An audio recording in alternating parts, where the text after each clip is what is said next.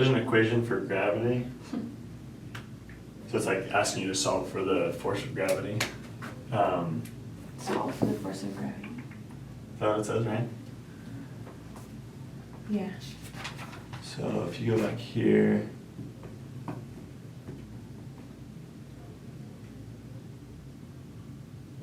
Oh. Oh, okay. So it's asking you to use like circular motion to solve for it. So, free fall acceleration toward the sun and the distance of the Earth's orbit. So we're trying to find acceleration toward the sun at the distance of the Earth's orbit. So, the orbit, that's not the v equals square root of RG, is it? Is that the one we're going to use? Something else. No.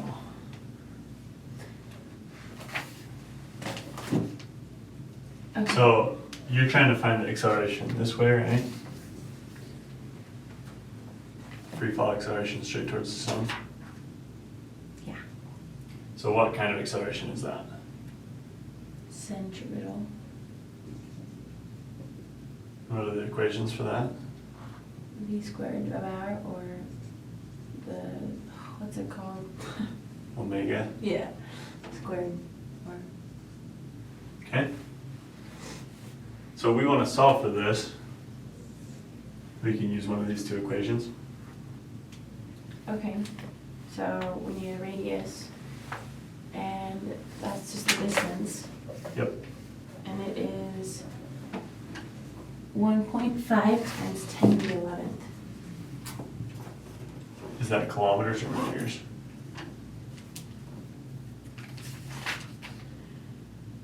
Meters.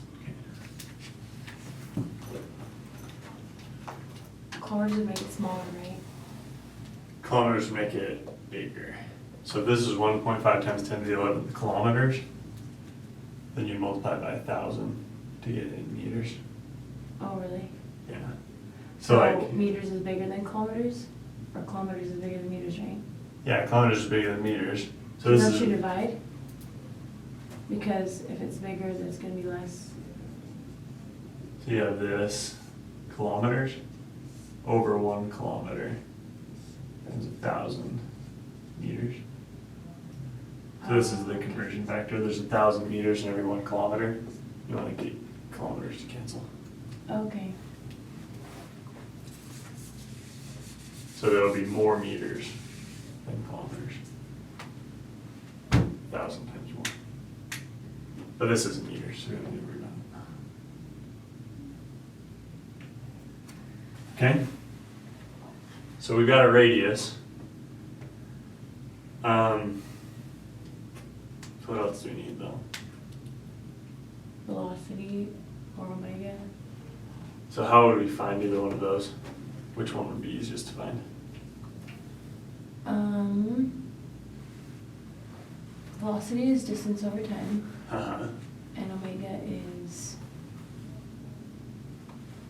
the change in theta over time. Mm-hmm. So we don't have a time for either of them, and we. So is there a way we can find out where this will be after a certain time?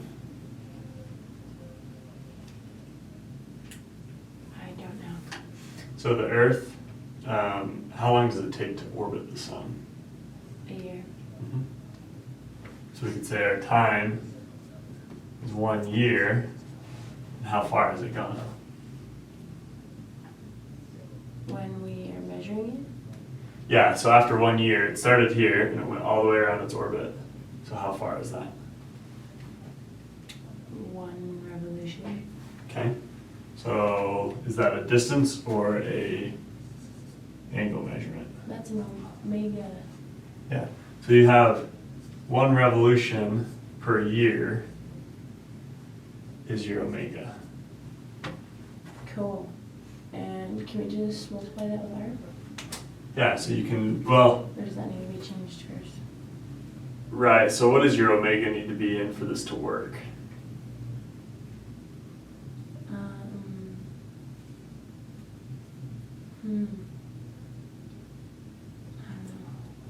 So you remember we talked about like, if you wanna do omega r equals velocity, this has to be in, I don't know how to draw T's. This has to be in radians per second. Oh, yeah. Or if you wanna do like the omega r equals the distance, this has to be in radians. So we wanna do it in radians per second. Because this will eventually be in meters per second squared, so we know our time needs to be seconds. And in order to get meters here, we have to do radians.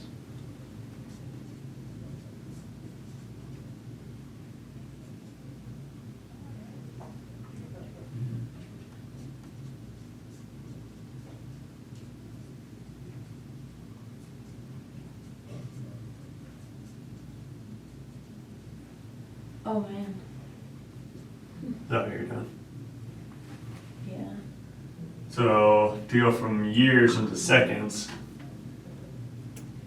you have to go to days first, and then to hours, and then for every hour, it's 3,600 seconds.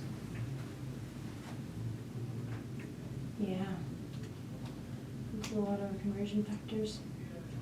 So that'll put years into seconds.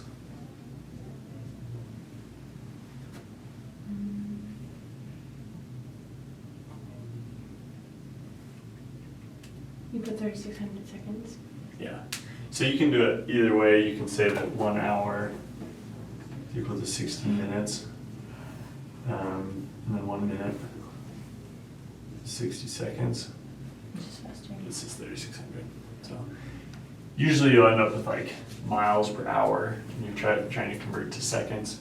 There's not a lot of velocities that we do in minutes. So this would give you what units? It's going to give us revolutions per second. Okay. So then to get out of that, we need radians. Man, okay. How do you change into radians? So for every revolution, if you go around a circle one time, that's an angle of 2 pi radians. Oh, yeah. Okay. That's not so bad.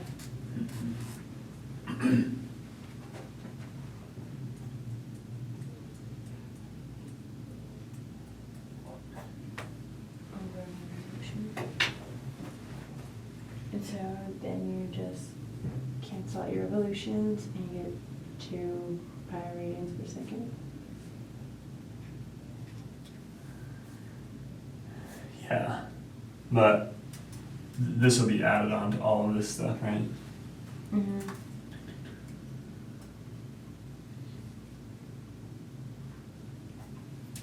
It's a giant number. It's 31,536,000. On the bottom, Yeah. so you'll have 2 pi radians over 35,536,000. 31,536,000. Close.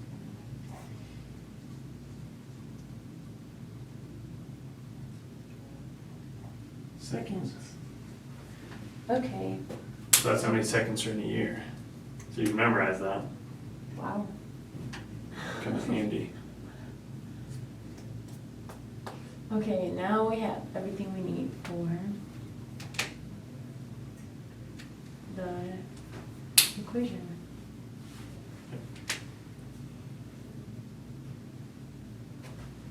So you can work that all out, and then you just take that omega and square it, multiply it times your huge radius. Square that little, wow, it's gonna get bigger. Well, Oh, it'll get like way smaller. So you have 2 pi over 31 million, that's like a really tiny number. Then you square it and it'll become even tinier. okay. And then you multiply it times this radius, which is really huge. So it's gonna make it a lot smaller? So you have a really tiny number times a really big number, it'll make it somewhere in the middle. Oh, okay. It'll be closer to 0 somewhere. But it'll be bigger than that one, right? Bigger than what The one? radius. It'll be way smaller than It's the gonna, radius. so it's gonna make the radius smaller. So when you, so you'll take this value right here. So this would be a sub r. You'll square it times your radius. So this would be like, for example, like 2.5 times 10 to the negative 25 or something like that. It might not be that small, but it'd be pretty darn small. Probably closer to like negative 12.